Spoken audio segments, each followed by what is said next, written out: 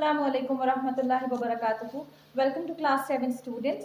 We'll be learning a new poem in English literature, and that is The Solitary Reaper. So we all are very familiar that India is a land of agriculture, and there are most of the Indians are farmers, right? So what do they do in the agriculture? Yes, they do the field work. They sow the seeds, they cut the crops, harvesting, everything is done. But nowadays, because of technology, work has become easy, but still field work is a difficult job. But here, this poem, which is composed by William Wordsworth, he is written about a woman, about a girl who is cutting the crops in a field. And this is written when he was traveling, he was on a trip to Scotland. So what he did, he observed that girl, and that girl was singing to herself. She was singing such melodious songs that he's written so clearly. Not even a nightingale, nor a cuckoo bird can sing so melodiously like this girl was singing. And now he is also asked, what are her songs about? And she is really upset. He's written that her songs were really emotional. So let's see what it is all about. So here, page number 66, The Solitary Reaper.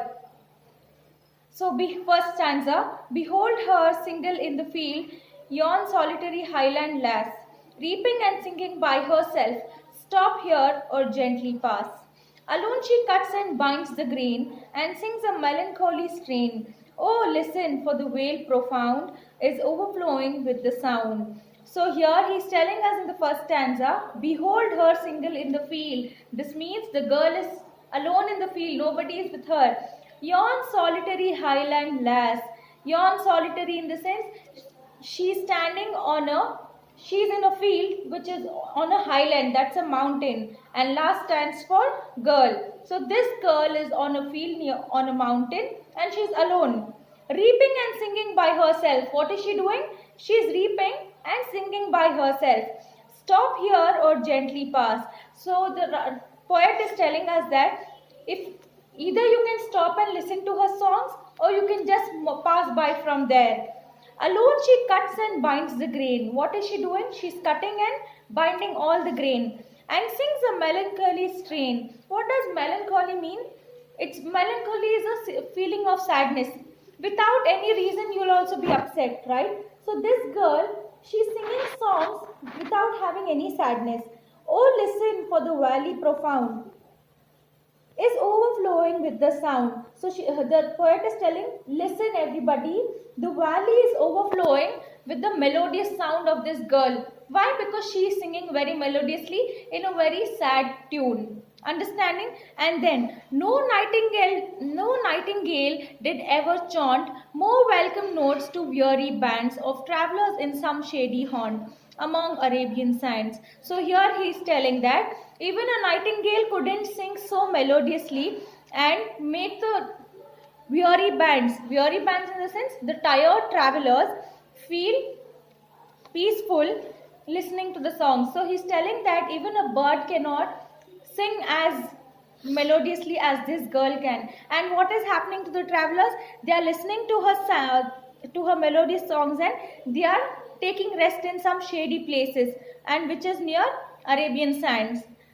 A voice so thrilling never was heard in springtime from the cuckoo bird. So the poet is again telling such thrilling voice he never heard in springtime from the cuckoo bird. He never heard such thrilling voice even from the cuckoo bird. He's comparing the voice of the girl and he's telling that the girl's voice is very thrilling comparing to the cuckoo bird.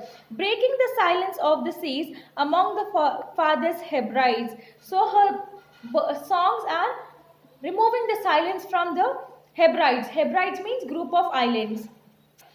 As you can see in the picture, there is water and small lands or all around, right? So these are Hebrides. So he's telling that her voice is so thrilling that it's breaking the silence. It's removing the silence even to the far group of islands. And then, will no one tell me what she sings?